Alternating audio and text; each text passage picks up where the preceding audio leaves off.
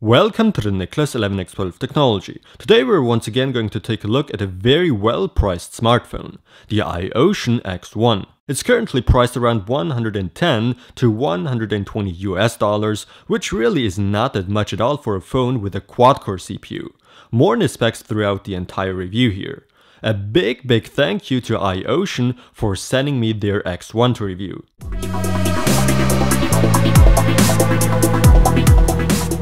Alright, Iocean sent me the X1 phone itself with a white back cover, but also included a black and blue back cover. Also, they've sent me their new mascot, which is really cute. First of all, let's start with the back cover. The Iocean X1 is available with white, green, blue, yellow, red and black back covers. That's a lot. The black and white back covers have a matte finish to them, while the other colors are glossy. For a price of $110 to $120, I was really surprised to see the very good build quality, much better than certain $250+ smartphones indeed. It also feels great in my hand and it has a good grip.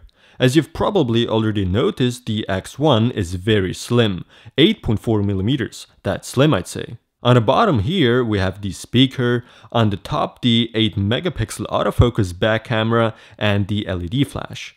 Up here, the 3.5mm audio output and the micro USB connection. On the right side, the power button and the volume rocker. Now let's turn this phone on. The X1 is an Android phone. Android 4.4.2 is on here for the OS. The X1 comes with a 4.5-inch IPS display with a resolution of 960 by 540 pixels.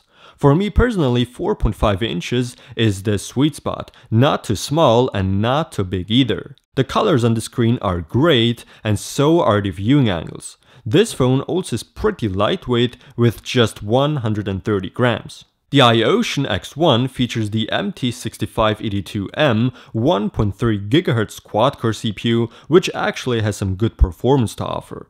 The GPU, however, isn't as powerful. It's the Mali 400, but still, gaming works fairly well with it, and I'll show you that a little bit later. This phone has an internal storage of 8GB and has 1GB of RAM. As you can tell, the phone is very responsive and gaming isn't really a problem at all, even with a weaker GPU. All games I've tried on this phone run perfectly smooth.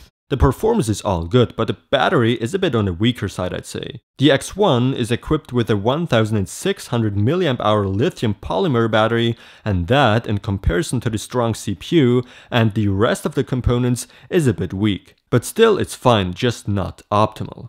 And while we're at it, this smartphone supports up to 2 SIM cards, one micro SIM and one nano SIM. To extend the storage, there also is a micro SD slot right there. To give you a better idea on the actual performance this phone has to offer, I ran the N2 to benchmark for you, and the Iocean X1 scores about 19,000 here, which is a good score. Also, I didn't mention yet, this phone doesn't just come with an 8-megapixel back camera, but also with a 2-megapixel front camera to take selfies for example. As for filming, you can record at 1080p at 30 FPS.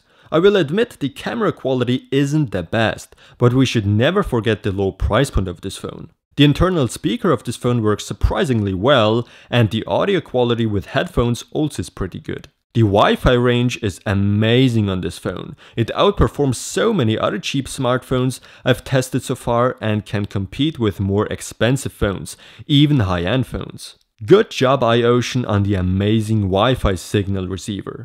When taking a closer look at the operating system on the X1, you'll quickly notice Iocean has modified a lot, making this their own phone that kinda stands out in terms of design. On default, it already comes with great themes, the menu also looks different than on most other cheap Android phones, and basically there's a lot you can customize. So to wrap this review up, the Iocean X1 is a phone with a great price-performance ratio. For the price of, once again, $110 to $120, it's really not expensive at all. What I noticed is that Iocean focused on the design and build quality of this phone in the first place. The modified Android OS works fantastic, and even myself, as a Windows Phone user, really got tempted to use that operating system, and that means a lot. The only weaker point of this phone is the battery life in my opinion. It could be a little bit longer, but yeah, everything else, awesome for the price. I can definitely recommend the Iocean X1 smartphone,